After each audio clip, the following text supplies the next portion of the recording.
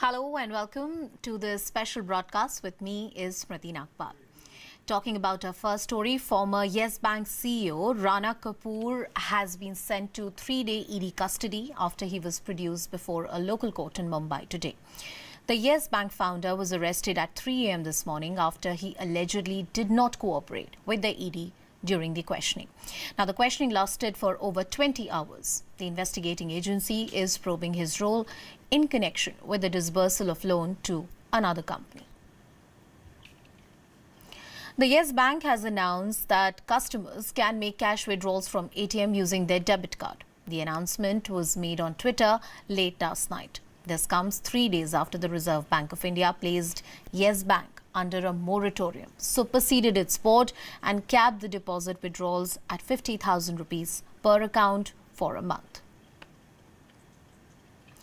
Now, 5 more people have been tested positive for the novel coronavirus in India.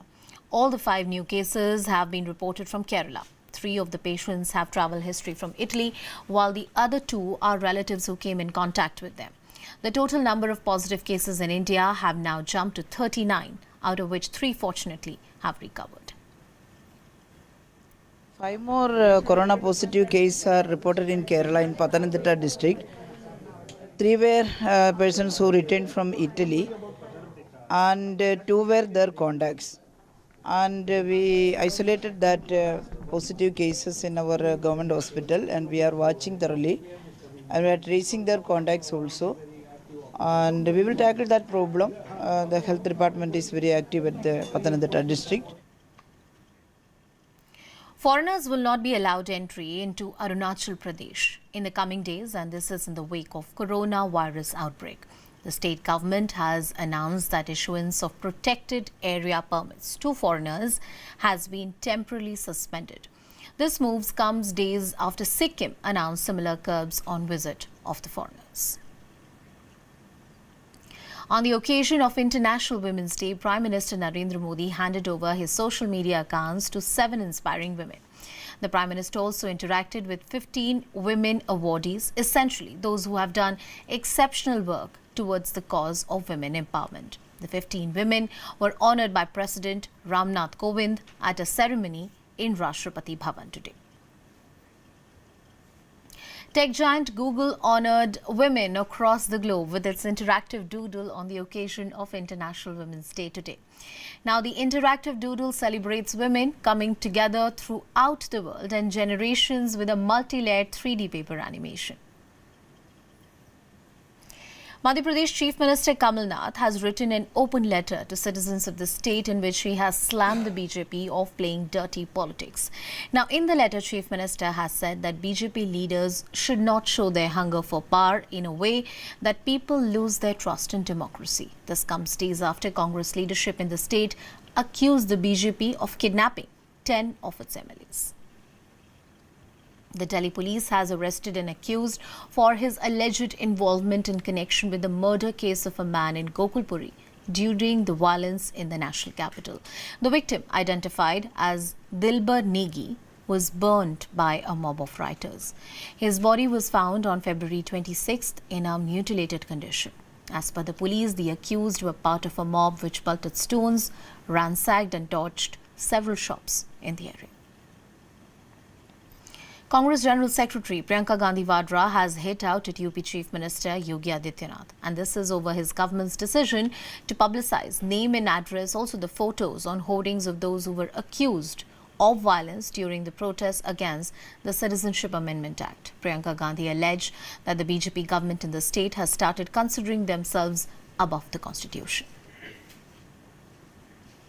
A team of Uttar Pradesh child rights body has visited Muzaffarnagar district, and this is to inquire into the alleged atrocities on children during the anti-CAA protest last December. The team visited the affected area and recorded statements of some people. The team would submit its report to the Supreme Court through the state government.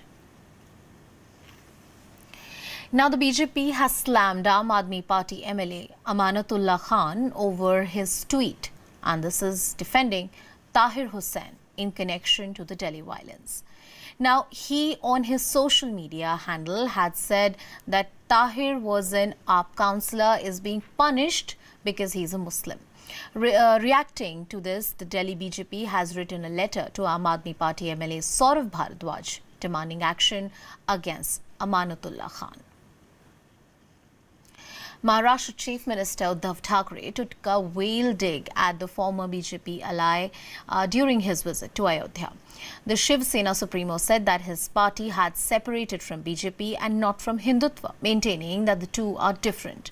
Uddhav, who completed 100 days in office yesterday, visited the makeshift temple of Lord Ram before prayers at the Saryu River in Ayodhya.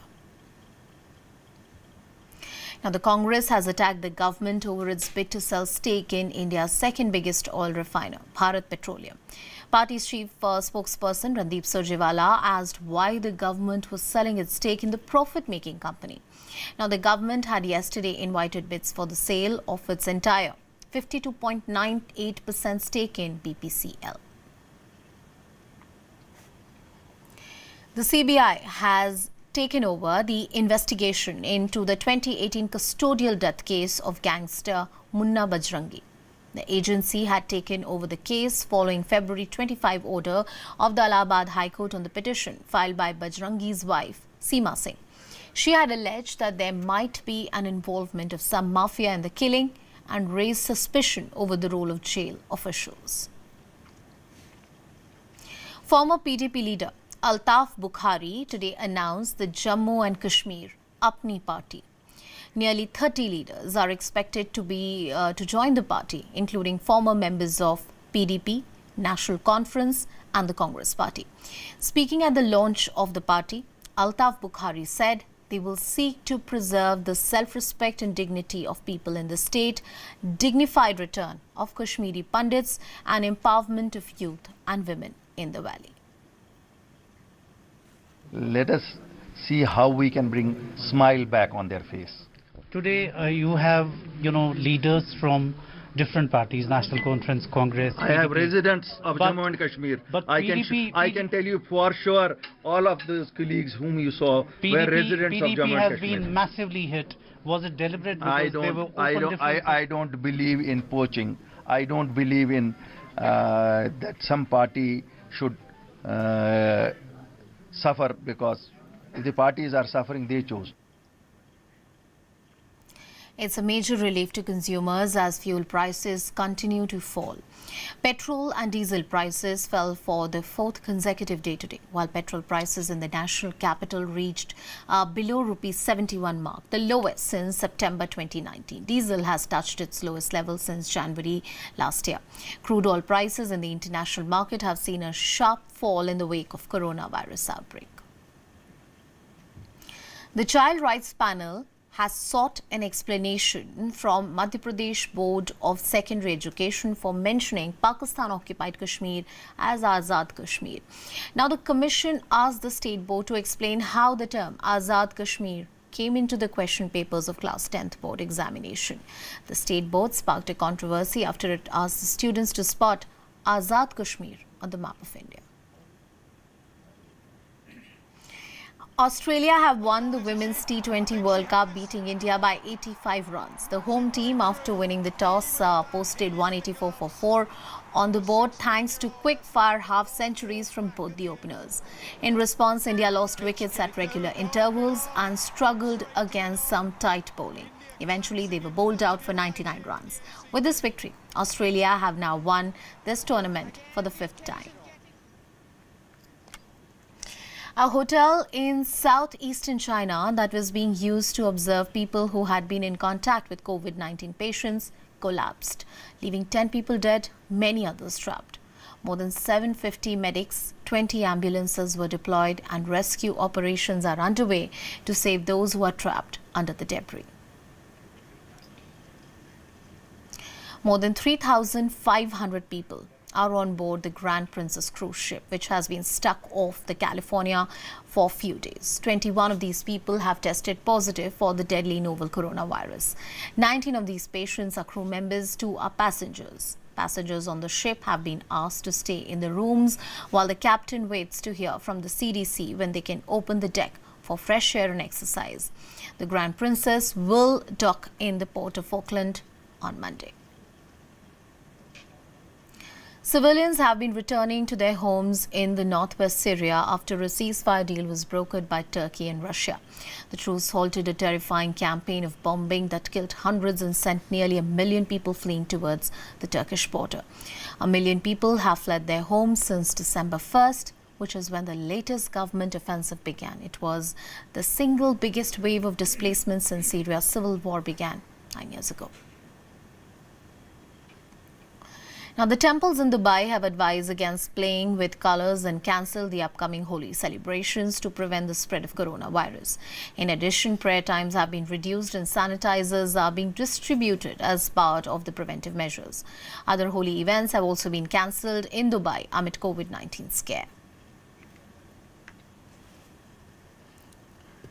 That and much more will continue on the other side of a very quick break. Stay tuned.